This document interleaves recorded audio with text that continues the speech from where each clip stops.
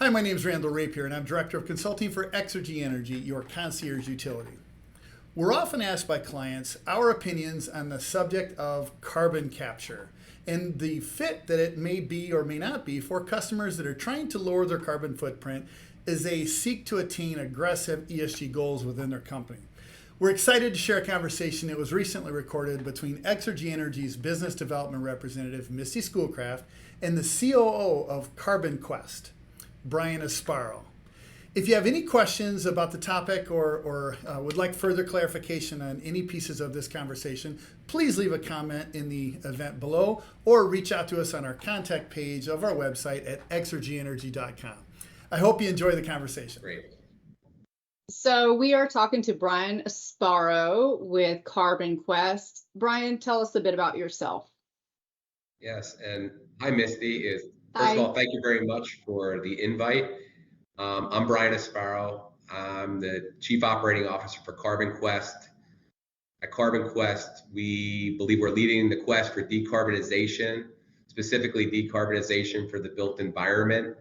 So this would be buildings of all types and sizes, from commercial office buildings to large multifamily properties, residential to schools, hospitals. And we're doing this through a technology that we call building carbon capture, where we capture the exhaust of emissions that would otherwise have gone out a chimney. We prevent those emissions from going out the chimney of a building by bringing it through our technology, the result of which is liquid carbon dioxide or carbonated water. And we sell that carbonated water to groups that are utilizing it, like concrete manufacturers, product companies that are developing products by displacing petroleum and utilizing carbon dioxide. It's a huge and growing industry. And I myself lead our commercial activities, so that would be our sales, marketing, and market development activities based in New York, and which is our existing launch market. But geographically, we are focused in many markets in the future throughout the US and North America. Okay, so Brian, what are the opportunities and challenges of electrifying the built environment? So the opportunities associated with electrifying the built environment would be to build and create a significant amount of renewable energy, whether it's offshore wind, onshore wind, solar, that can be delivered into the built environment, either in cities, suburbs, or in rural environments. However, there are some significant challenges, particularly for large buildings and urban environments, where electrifying existing buildings can be quite expensive. And we're finding that for buildings, and we're seeing examples where buildings above 100,000 square feet will see the cost of electrifying anywhere between 3 to 10 times more expensive than doing something like carbon capture. The other challenge becomes resiliency. So would this create further potential outages in networks or in cities or in areas where hospitals are very concerned with having resilient power? Same goes for office buildings, same goes for universities, where the resiliency of their properties is very critical. And the last thing would be around the cost of making all of this happen, the high challenge of converting everything from natural gas to electric. And it takes decades. So timing is very critical, especially for properties. So for example, in New York, we read that there are 30,000 new boilers installed in New York City in the last 4 years. Those building owners are expecting to see those investments last for decades. Carbon capture plays a nice role, or a bridge, in reducing emissions from those types of systems to see them through, and then it gives those building owners a decision point on what to do after that. In many cases, electrification may be the path, but in the meantime, there's a struggle to electrify those buildings. What is CarbonQuest's ideal customer profile or your ideal industry? Yeah, so CarbonQuest's ideal customer profile boils down to any building that uses natural gas for heating or hot water or power. If they have a chimney stack, that's where we want to be. That's where we will be. Today, we're focused more so on large emitters in this space, buildings typically above 100,000 square feet.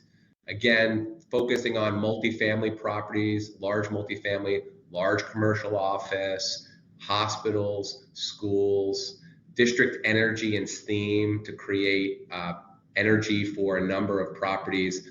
All those types of buildings that are looking to reduce emissions, increase their sustainability, are the ones that we're really focused on. In terms of geography, it really goes across the country and across the world.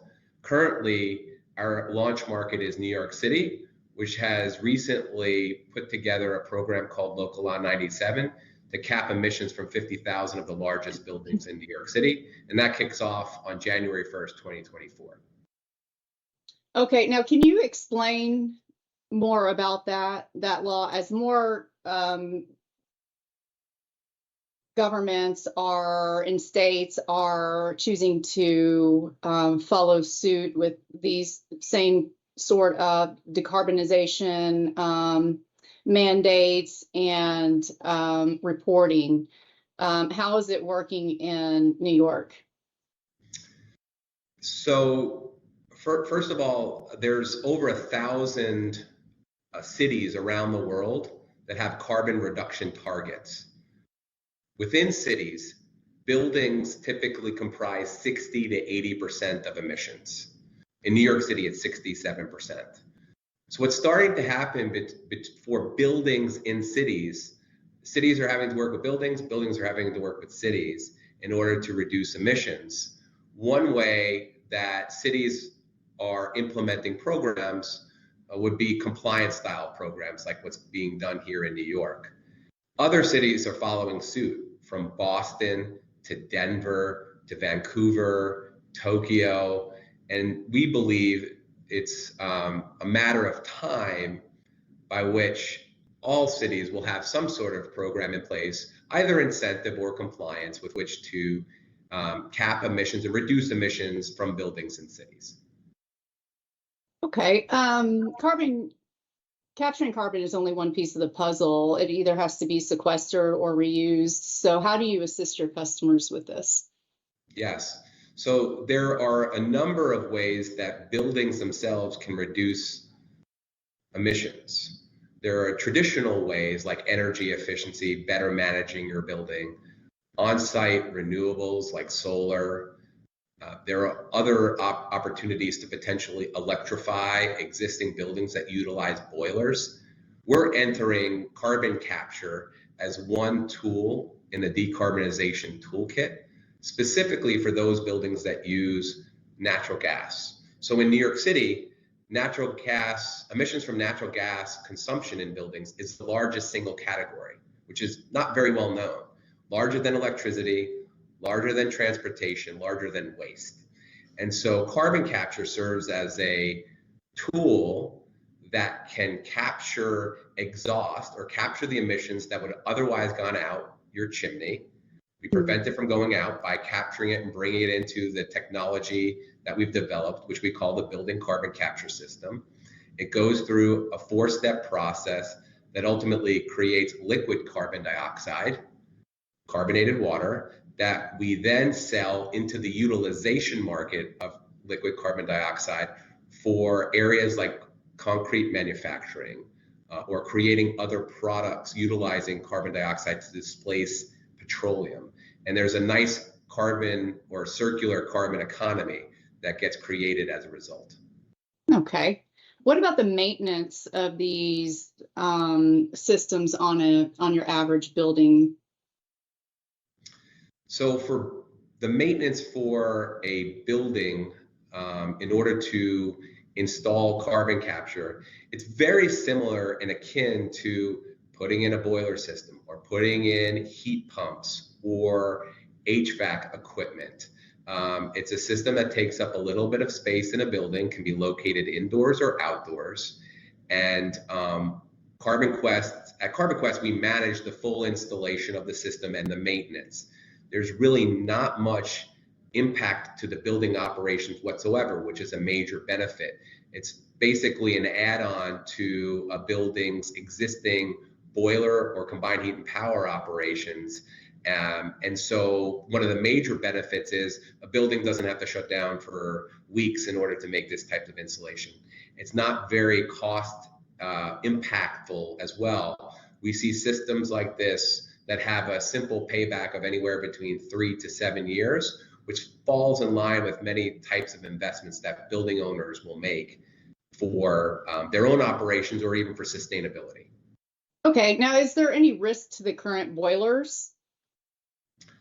There's very little, if no risk at all, to existing boilers or combined heat and power operations as we're downstream from those operations. So if you think about it, these systems are creating steam and heat, and all of that exhaust would otherwise have gone out the chimney. We're just preventing it from going out the chimney. So there's no negative impacts that would be placed on any of the existing equipment, which is another benefit as well. What about the space? How much space is required for this system? Yeah, so the space required for a building carbon capture system varies by building size. So the larger the building, the more space would be needed. The smaller the building, the smaller space would be needed. For our smallest system, which captures about 1,000 tons of CO2 per year, we need roughly about 600 to 700 square feet, which in a 400 or 300,000 square foot building is rather insignificant. Certainly space is important, especially when you're retrofitting a building. So we've become adept and are attuned to what a building owner may need in terms of their current and future space. But we do find space availability in many different types of buildings, and we'll do that evaluation for the customer, show them what it would look like in their building, and then it's up to them to make the decision on whether or not to purchase the carbon capture system and solution. Okay. With Exergy, we provide backup power as a service. So do you also do the same thing with the CarbonQuest? So CarbonQuest works very well with backup style systems, especially those that are natural gas fired backup systems or microgrids, because we're able to capture the exhaust coming off of these types of systems. One of the biggest challenges, as we've seen for backup systems, has been the potential emissions coming from natural gas backup. In this case, carbon capture can solve that problem or reduce it significantly, creating another reason why natural gas fired backup is a viable solution. Okay. All right. Last question is, what questions did I fail to ask that you believe are important to the audience? That in and of itself is a good question. I guess the question would be that we sort of would ask is where you sort of asked this already, but where could carbon capture play an important role in the decarbonization of buildings? Answer: really everywhere across the country and across Canada, Europe, around the world. If we really believe that the impacts from climate change are as severe as the data suggests, this will sound very similar to how many other folks have discussed it. We're going way too slow. Right. And we're needing to adopt different types of technologies in order to fit the needs of different types of customers. With natural gas, emissions from natural gas being such a big issue, utilizing technologies like carbon capture, we believe, are very critical. And so we would love to hear from different people throughout the industry, from policy to standards, to technology, to implementers, including construction firms that feel like this could be very valuable for their customers. The same exists for real estate companies that have significant sustainability initiatives. This works, and it serves an important part and role in decarbonizing the built environment now.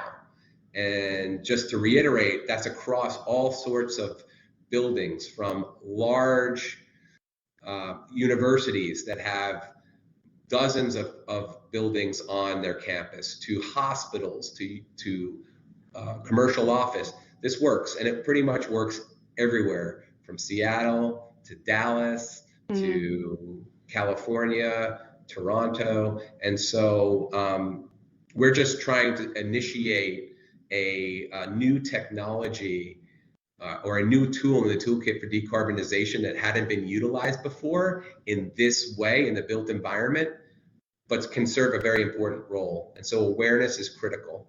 And the last thing we'd say is we talk about here at CarbonQuest the time value of carbon. So it's akin to the time value of money in Finance 101. $1 today is worth more than $1 tomorrow. Time value of carbon follows that same path. A ton of carbon either avoided or reduced today is more valuable than a ton of carbon reduced tomorrow. And so whether that's solar, energy efficiency, electrification, carbon capture, seems very important, and we should follow that sort of mantra. Wonderful. Thank you very much, Brian. I really appreciate you taking the time to speak with me today. Absolutely. Thank you. Thank you.